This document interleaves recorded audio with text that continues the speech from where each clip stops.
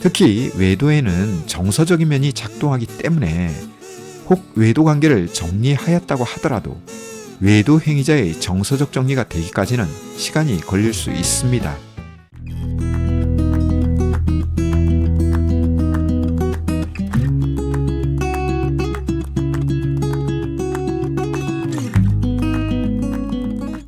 안녕하세요.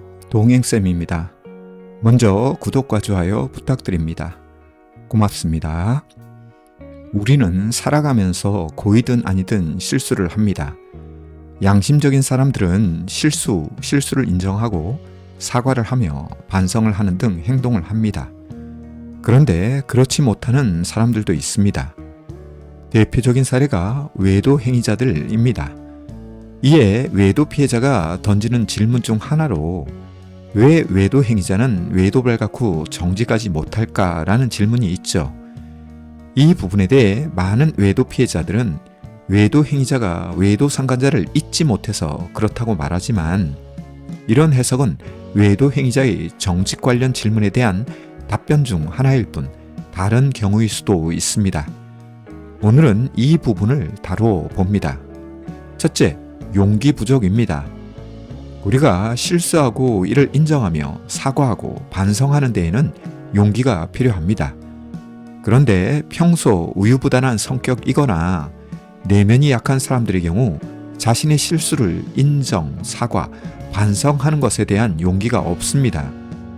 따라서 실수, 인정, 사과, 반성하기를 하는 것은 자신이 죽는 것과 같다고 생각하며 부적절한 방법으로 방어를 하거나 저항을 하죠. 둘째, 훈련 부족, 체험 부족입니다. 실수 후 인정, 사과, 반성하는 것도 배우고 익혀야 할 부분입니다. 그런데 원가족에서 이런 것을 제대로 배우거나 익히지 못한 분들, 그리고 정직을 통해 용서의 체험이 없는 분들은 실수, 인정, 사과, 반성에 대한 한계가 있습니다. 이런 경우 부모의 훈육 부족 때문이기도 하지만 자녀를 과보호하는 등 왜곡된 훈육에서 자란 분들도 실수, 인정과 사과, 반성을 안 하는 경우가 있습니다.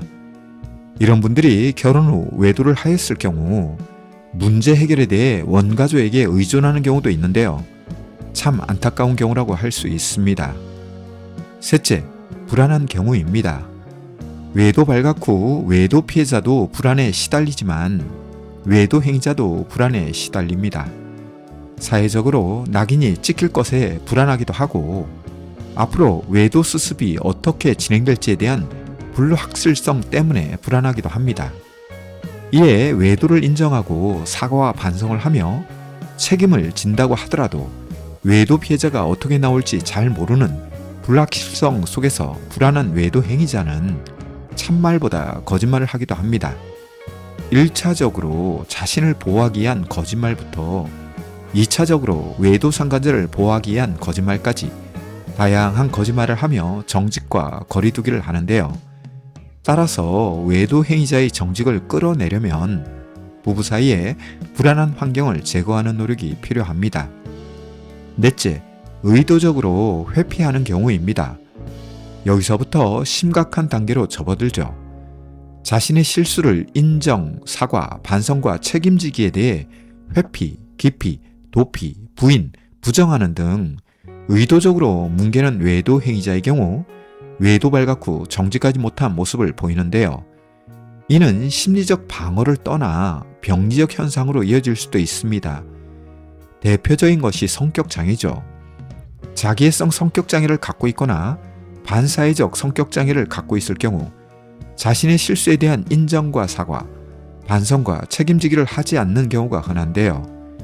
따라서 이런 외도 행위자가 있다면 외도 피해자는 냉정한 판단과 선택을 할 수도 있습니다. 대표적인 경우가 이혼이겠지요. 마지막으로 다섯째, 외도 상간자를 잊지 못하거나 보호하려는 의도에서 정직하지 못한 경우입니다. 이 경우가 가장 최악의 경우죠. 외도도 부적절하기는 하지만 관계이기에 외도 관계를 정리한다는 것은 쉽지 않습니다. 특히 외도에는 정서적인 면이 작동하기 때문에 혹 외도 관계를 정리하였다고 하더라도 외도 행위자의 정서적 정리가 되기까지는 시간이 걸릴 수 있습니다.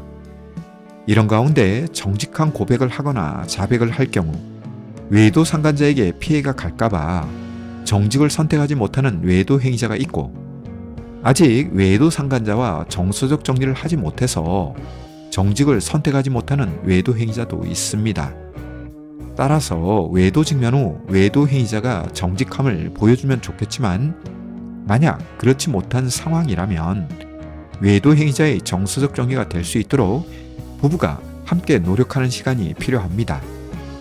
이를 위해 해야 할 것이 외도 직면 후 부부 상담과 외도 상담입니다. 한편 외도 관련 부부 상담과 외도 상담을 하다 보면 외도 피해자도 할 말이 많겠지만 외도 행위자도 할 말이 많다는 것을 알게 됩니다. 이런 것들이 잘 조정되거나 중재되지 않으면 외도 행위자는 정직을 선택하지 못하고 외도 피해자는 2차 피해를 입는 경우도 흔합니다.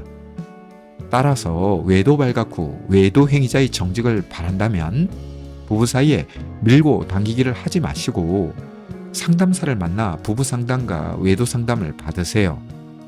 비용과 시간을 투자하게 되겠지만 그 효과는 더 나을 수 있고 빠르게 나타날 수 있습니다. 오늘 준비한 내용은 여기까지인데요. 도움이 되셨다면 구독과 좋아요 부탁합니다. 고맙습니다.